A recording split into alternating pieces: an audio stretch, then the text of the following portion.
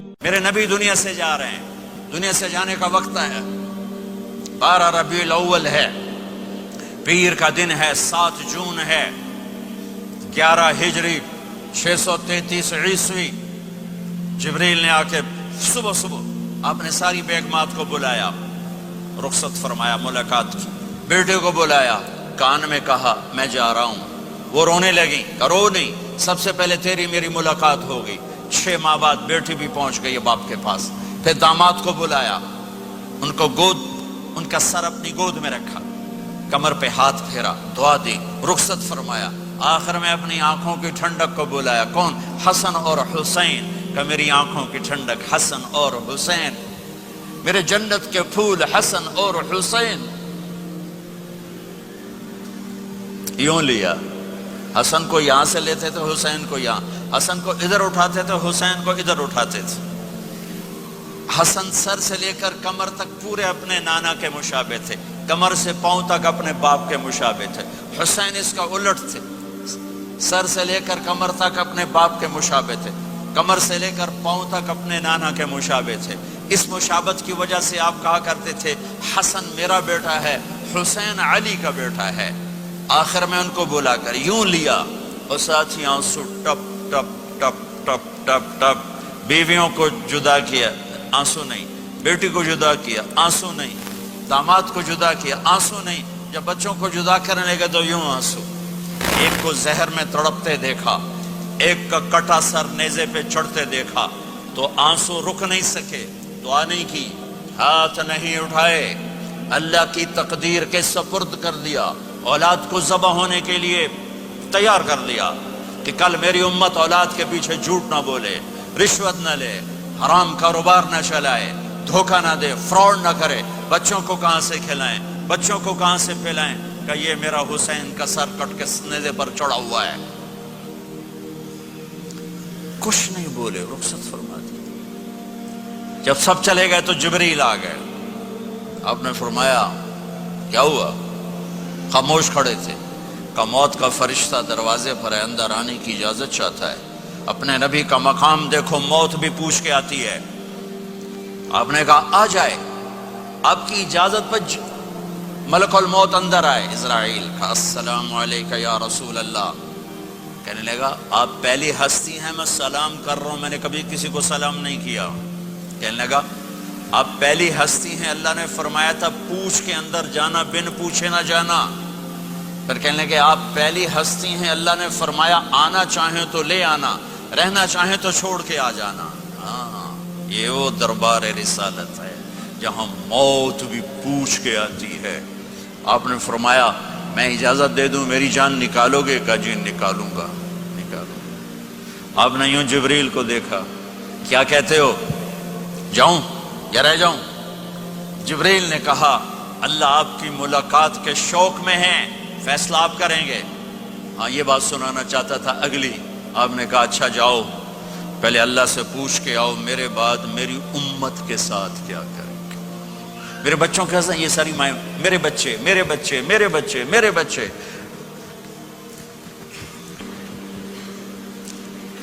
میرے نبی کو تو پتا تھا کہ یہ تڑپ تڑپ کے ایک زہر میں جائے گا اور ایک کا سر کٹ کے نیزے پہ چڑھے گا، کیوں نہیں ان کے لیے ہاتھ اٹھائے؟ ہمارے لیے کیوں روئے کہ جاؤ اللہ سے پوچھ کے آؤ میرے بعد میری امت کے ساتھ کیا کرے گا، میں پھر جواب دوں گا۔ جبریل واپس گئے، موت کا فرشتہ کھڑا ہوا ہے، جواب آیا یا رسول اللہ آپ کا رب کہہ رہے ہیں آپ کی امت کو تنہا نہیں چھوڑوں گا۔ مجھے میرے رب کی قسم جو سن رہا ہے، جس نے ہمیں یہاں جمع کیا ہے، سنو میری بات غور سے، اگر میرے نبی یہ سوال نہ اٹھاتے تو آج میں اور آپ بھی بندر خنزیر میں بدل چکے ہوتے۔ میری اور رب کی کوئی رشتہ داری نہیں ہے۔ اس امت نے وہ سب کچھ کر دیا جو پہلی امتوں نے کیا، لیکن کون ہے جس نے اصحابوں کو روکا ہوا؟ وہ میرے نبی کے آنسو، میرے نبی کی آہیں، میرے نبی کی دعائیں، میرے نبی کی فریادیں، میرے نبی کی تڑپ، میرے نبی کا رونا، میرے نبی کا پیٹ پہ پتھر باندھنا، اس نے روک دیا۔ کوئی نبی جاتے ہوئے امت کے لیے نہیں رویا، واحد نبی ہیں جو جاتے ہوئے امت کے لیے روئے، میری امت میری امت میری امت۔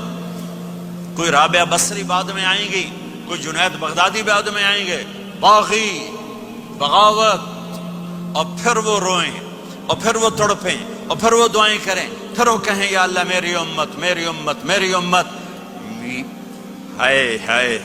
اور جب اجازت دے دی ملک الموت کو کہ جاؤ اللہ کی تقدیر کو پورا کرو، تو پھر بھی امت کو سبق دیا، اے میری امت الصلاۃ وما ملکت ایمانکم، ایک نماز نہ چھوڑنا، ایک میری امت کے کمزور لوگوں پہ رحم کرنا، نماز نہ چھوڑنا، کمزوروں پہ رحم کرنا، نماز نہ چھوڑنا، کمزوروں پہ رحم کرنا.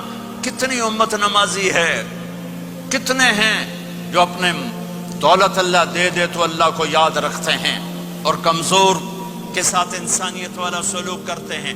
جاتے بھی امت کو یاد کیا.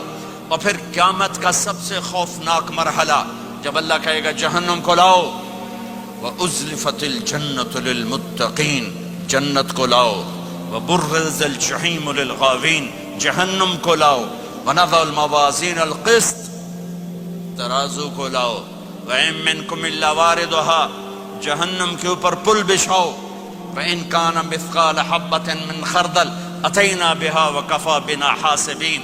آج ایک رائی کے دانے کے برابر بھی کچھ ہے تو تیرا رب تجھے تول کے دکھا دے گا. جب جہنم آئے گی تو ایک چیخ مارے گی، اس کی چیخ پر فرشتے، انسان، جنات سب زمین پر گریں گے اور سب کی ایک فریاد ہوگی، نفسی نفسی. جنہوں نے جہنم میں نہیں جانا فرشتے، نفسی نفسی. انبیاء، پاک معصوم ہستیاں جو جنتی کے لیے بنے، نفسی نفسی نفسی نفسی.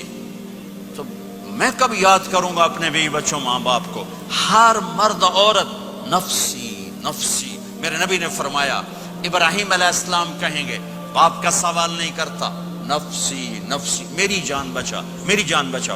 عیسیٰ علیہ السلام کہیں گے یا اللہ میں اپنی ماں مریم کا سوال نہیں کرتا، میری جان بچا میری جان بچا. او میرے بھائی بہنوں،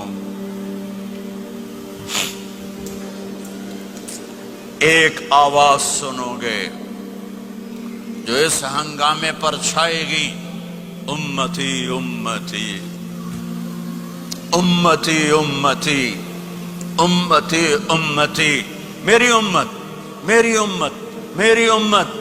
یہ کون ہے؟ یہ کون ہے؟ یہ کیسی آواز ہے؟ کون ہے جو اپنے آپ کو چھوڑ کے امت کو پکار رہا ہے؟ نظریں طواف کرتے کرتے کرتے کرتے جب پہنچیں گی تو دیکھو گے